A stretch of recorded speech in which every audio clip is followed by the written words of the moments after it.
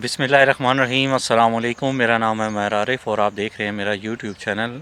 आज हम बात करने वाले हैं कि रिपब्लिक ऑफ आयरलैंड का वीज़ा आप पाकिस्तान से या इंडिया से या किसी भी एशियन कंट्री से आप कैसे हासिल कर सकते हैं।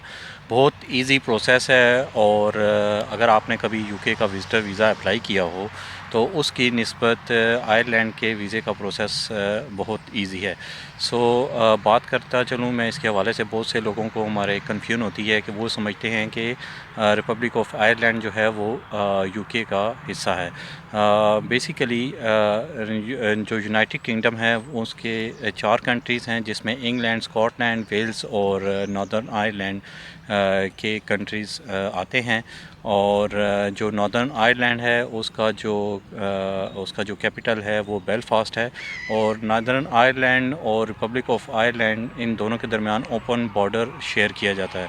और जो रिपब्लिक ऑफ आयरलैंड है इसका कैपिटल जो है वो डबलिन है।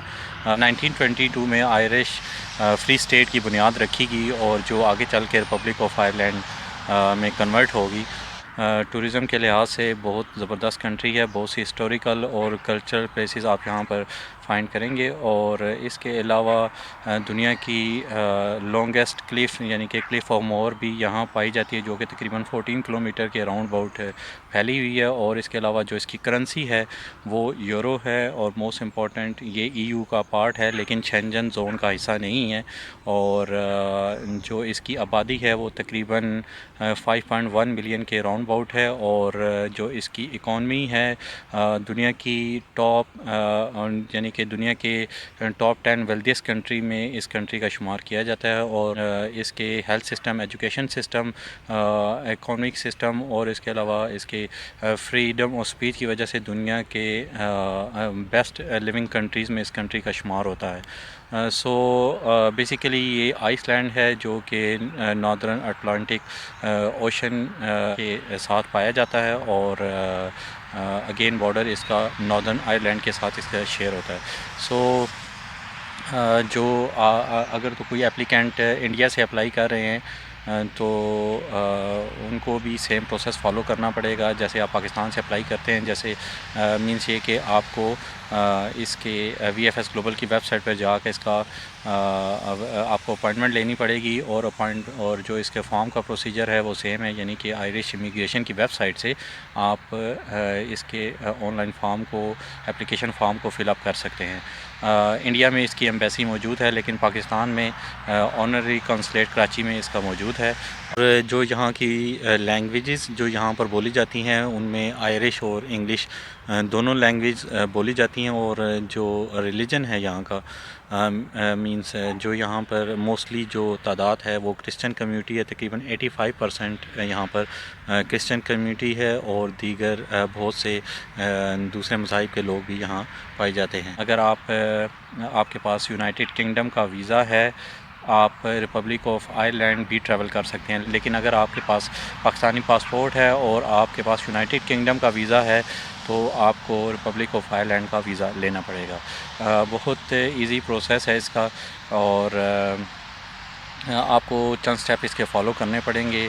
और टूरिज़म के लिहाज से अगेन इसका बहुत ज़बरदस्त स्कोप है। अगर तो आप ट्रैवल हिस्ट्री बनाना चाहते हैं, ट्रैवल हिस्ट्री के लिहाज से भी बेस्ट कंट्री है।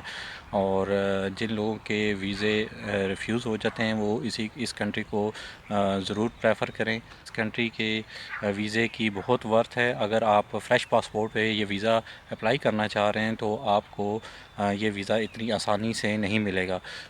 हमारे लोग जो हैं वो यूनाइटेड किंगडम के वीज़े की तरफ जाते हैं और एट द एंड बहुत से लोगों के वीज़े रिफ्यूज़ हो जाते हैं। अगर बात करते चलें बैंक स्टेटमेंट के हवाले से, अगर आपने अपनी बैंक स्टेटमेंट अगर कभी आपने यूनाइटेड किंगडम का विज़िटर वीज़ा अप्लाई किया हुआ है उसी की तरह की बैंक स्टेटमेंट अगर आपने बनाई हुई है तो आपको ये वीज़ा आसानी से मिल जाएगा। इसके अलावा अगर आपने अपने अकाउंट में कोई अनयूजुअल ट्रांजैक्शन की है या अनजस्टिफाइबल अमाउंट डलवाई है और उसका प्रूफ नहीं दिया तो आपका ये वीज़ा रिजेक्ट भी हो सकता है। अगर आपने किसी से स्पॉन्सर मंगवाया हुआ है यहाँ से या आपका कोई रिलेटिव रिपब्लिक ऑफ आयरलैंड में रहता है तो आपको उसकी पूरी डिटेल्स प्रोवाइड करनी पड़ेंगी। उनकी 3 मंथ्स की सैलरी स्लिप्स और इसके अलावा इसी तरह की उनकी जो ITR है वो आपको प्रोवाइड करनी पड़ेगी और आपको पूरी डिटेल अपने कवर लेटर में मेंशन करनी पड़ेगी। और अगर आप उनसे स्पॉन्सर लेटर मंगवाया हुआ है तो आप वो लेटर भी साथ लगा सकते हैं। तो आपने करना क्या है, आपने फ़र्स्ट स्टेप इसका ये करना है कि आपने आयरिश इमिग्रेशन की वेबसाइट पर जाना है और वहाँ पे आप मुख्तलिफ़ इसके ऑप्शंस फाइंड करेंगे, जिसमें शॉर्ट टर्म कैटेगरी के स्टडी के हवाले से और इसके अलावा जो स्पाउस वीज़े मुख्तलिफ़ ऑप्शन मौजूद हैं। लेकिन आपने टूरिज़म के हवाले से शॉर्ट टर्म C कैटेगरी को सिलेक्ट करना है और वहीं पे आप को ये एक लिंक मिलेगा जो कि बेसिकली अवास्ट का लिंक है और वो ऑनलाइन एप्लीकेशन फॉर्म का बेसिकली वो लिंक है। और उस फॉर्म को आपने फिल अप करना है। उस फॉर्म में आपसे आपकी डिटेल के बारे में पूछा जाएगा, आपके पासपोर्ट की डिटेल्स आएंगी, आप क्या करते हैं, आपकी फ़ैमिली के हवाले से डिटेल आएंगी और आपकी जॉब के हवाले से आपसे पूछा जाएगा। और अगर आप किसी होटल में स्टे कर रहे हैं उसकी डिटेल आएगी, या आपको किसी ने स्पॉन्सर किया हुआ है तो आपको उसके मुतालिक डिटेल्स वगैरह वहाँ फ़िल अप करनी पड़ेंगी। बहुत इजी फॉर्म है। जैसे ही आप फॉर्म फिल करेंगे आपके पास एक इसकी समरी शीट आ जाएगी और वो समरी शीट आपने at the time of appointment आपने अपने केस के साथ VFS ऑफ़िस में सबमिट करवानी है। सो अगेन जैसे ही आप एप्लीकेशन समरी शीट आपके पास आएगी, आपने VFS ग्लोबल की वेबसाइट पर जाके अपॉइंटमेंट आयरलैंड की बुक करनी है। उसमें आपने दोबारा जो है आपने सारी डिटेल्स जो है वो उसमें वहाँ पुट अप करनी है। आपके पास एक ट्रांजैक्शन रेफरेंस नंबर भी जनरेट हो जाएगा, जो कि अगर आप एप्लीकेशन को रिट्रीव करना चाहें तो कि अवेस्ट की साइट पे अवेस्ट के लिंक पे आप पुट अप करके आप अपनी एप्लीकेशन जो है वो रिट्रीव कर सकते हैं। और जैसे ही आप और फ़ीस वगैरह आपने VFS ग्लोबल की वेबसाइट पर ही पे करनी है। तकरीबन 60 यूरो जो है इसकी सिंगल एंट्री की फ़ीस है। अगर आप मल्टीपल एंट्री लेना चाहें तो आपको अपना ट्रैवल प्लान भी उसी हिसाब से देना पड़ेगा। आपको 100 यूरो पे करने पड़ेंगे। और जो VFS ग्लोबल आजकल जो इसके सर्विस चार्जेस आप लोगों को चार्ज करता है वो तकरीबन 66 यूरोज़ हैं। तो यूँ मिला के सिंगल एंट्री के साथ तकरीबन 126 यूरोज़ आपको पे करने पड़ेंगे। और जो डिसीजन टाइमिंग है इसका वो तकरीबन 8 वीक्स के राउंड अबाउट है, लेकिन ये डिसीजन जो है वो जल्दी दे देते हैं। लेकिन अगर आप इंडिया से अप्लाई कर रहे हो तो तकरीबन 20 वर्किंग डेज़ के अंदर अंदर आपको डिसीजन आ जाता है। जैसे ही आप VFS ग्लोबल में केस सबमिट करवाते हैं उसके बाद 20 डेज़ के अंदर अंदर आपको इसका डिसीजन मिल जाता है। सो आपने at the day of appointment आपके पास कौन कौन से डॉक्यूमेंट्स होने चाहिए या कौन कौन सी चीज़ें आपने प्रोवाइड करनी है। तो आपके पास एक इसकी समरी शीट जो आपके पास जनरेट होगी आपने वो प्रोवाइड करनी है। आपने इसका जो अपॉइंटमेंट VFS ग्लोबल का अपॉइंटमेंट लेटर है वो प्रोवाइड करना है। और उसी के साथ आपके पास एक इसकी जो आपने ट्रांजैक्शन की हुई है फ़ीस के हवाले से या चार्जेस के हवाले से वो आपने साथ लेके जानी है। आपको 2 तस्वीरें यहाँ प्रोवाइड करनी पड़ेंगी 35x45 mm की। और अगेन सेम बैकग्राउंड जो बाकी कंट्रीज़ के लिए जो शेंगन कंट्रीज़ के लिए यूज़ होता है। और इसके अलावा जो मेन डॉक्यूमेंट्स में हैं आपके पास फैमिली स्टेशन सर्टिफिकेट होना चाहिए, MRC होना चाहिए, चाइल्ड बर्थ सर्टिफिकेट होना चाहिए। फैमिली के साथ अप्लाई कर रहे हैं तो सेम फ़ीस सबके लिए अप्लाई होगी।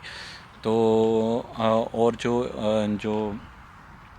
और इसके अलावा जो डॉक्यूमेंट्स हैं इसमें अगर आप टूरिज़म के पर्पज़ से जा रहे हैं तो आपके पास होटल रिज़र्वेशन होनी चाहिए, आपके पास एयरलाइन रिज़र्वेशन होनी चाहिए। और ट्रैवल इंश्योरेंस के बारे में मैं आपको बता दूं, ट्रैवल इंश्योरेंस इसकी मैंडेटरी नहीं है, लेकिन जब अगर आपको वीज़ा मिल जाता है सो आप at the time of travelling यानी कि एयरपोर्ट पे आपसे इस इंश्योरेंस के बारे में पूछा जा सकता है, तो आप वो ट्रैवल इंश्योरेंस साथ रखें। और टैक्स रिटर्न के हवाले से भी नहीं, इसमें आपसे कोई डिमांड नहीं है टैक्स रिटर्न की, लेकिन अगर आप प्रोवाइड करते हैं तो एक अच्छी चीज़ है।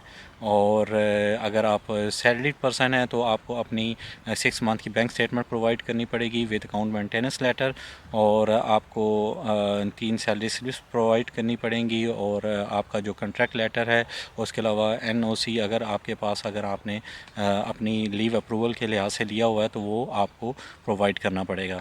और अगर आप बिज़नेसमैन हैं तो बिज़नेसमैन के हवाले से मैं आपको बताता चलूँ कि आपके पास SECP का लेटर होना चाहिए। अगर आप पाकिस्तान से अप्लाई कर रहे हैं, चैम्बर ऑफ कॉमर्स का लेटर होना चाहिए, चैम्बर ऑफ कॉमर्स का सर्टिफिकेट होना चाहिए, और इसके अलावा APR के डॉक्यूमेंट्स होने चाहिए। मींस आपके पास इनकम टैक्स रिटर्न के जो आपके डॉक्यूमेंट्स हैं वो होने चाहिए।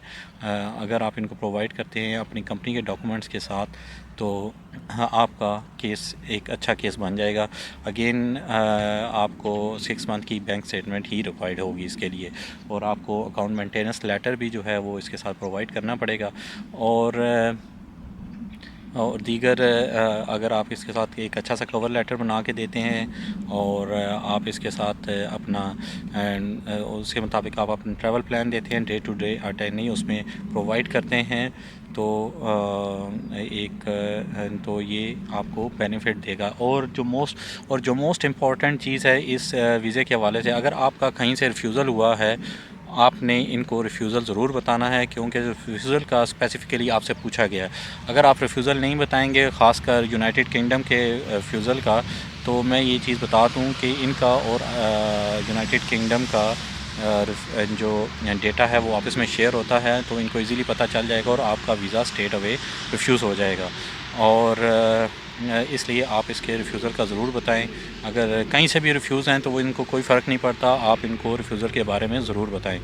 और अगर आप छुपाएंगे तो आपका वीज़ा स्टेट अवे रिफ्यूज़ होगा, और अगर कोई भी फोर्ड डॉक्यूमेंट आपने प्रोवाइड किया इनको तो आपका वीज़ा फिर भी रिफ्यूज़ होगा, और आपको राइट ऑफ अपील भी नहीं दिया जाएगा। लेकिन अगर अदर केसेस में आपका वीज़ा रिफ्यूज़ होता है तो आपको राइट ऑफ अपील दिया जाएगा, और तकरीबन 60 डेज़ के अंदर अंदर आप वो अपील कर सकते हैं। और जो इस एम्बेसी के हवाले से एक अच्छी चीज़ ये है कि आपको ये अपनी वेबसाइट पे हर ट्यूसडे को इनके जो केसेस होते हैं, केसेस के डिसीजन के हवाले से ये प्रॉपर वहाँ पर डिटेल प्रोवाइड करते हैं कि किन के केस रिफ्यूज़ हो गए हैं या किन के केस अप्रूव हो गए हैं।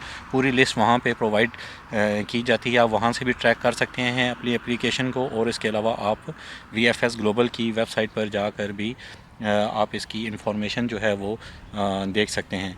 सो जिन लोगों के वीज़े यूनाइटेड किंगडम से रिफ्यूज़ हो जाते हैं वो इस ऑप्शन को देख सकते हैं, एक अच्छा ऑप्शन है और अच्छा कंट्री है। टूरिज़म के हवाले से अगर आप जाना चाहते हैं आप जा सकते हैं, और जो भी डॉक्यूमेंट्स आप VFS ग्लोबल में आप प्रोवाइड करेंगे वो सारे डॉक्यूमेंट्स आपको स्कैन करके वापस कर दिए जाएंगे। सिर्फ आपका पासपोर्ट, आपकी तस्वीरें रख ली जाएंगी। इसके अलावा अगर आप अपने केस को स्ट्रॉन्ग करना चाहते हैं तो आप अपने जो आपके डॉक्यूमेंट्स हैं, मींस आपके नाम पे कोई प्रॉपर्टी है, कोई इन्वेस्टमेंट्स हैं या कोई इस तरह की कोई चीज़ें हैं, वो आप प्रोवाइड कर सकते हैं। आपके नाम पे कोई व्हीकल है तो आप वो भी, उसके भी डॉक्यूमेंट्स इनको प्रोवाइड कर सकते हैं। वैसे तो अगर आपने इनकम टैक्स रिटर्न में ये चीज़ें शो की हुई हैं तो आपको ज़रूरत नहीं है ये चीज़ें प्रोवाइड करने की, लेकिन ये चीज़ें जो मैंने अभी बताई हैं ये मैंडेटरी नहीं है। मींस ये कि अगर आप अपने केस को स्ट्रॉन्ग करना चाहते हैं तो उसके लिए आप ये चीज़ें प्रोवाइड कर सकते हैं। ये सारा था इसका प्रोसेस। उम्मीद करता हूँ आपको समझ आ गई होगी। इंशाल्लाह मिलते हैं नेक्स्ट वीडियो में, तब तक के लिए अल्लाह हाफ़िज़।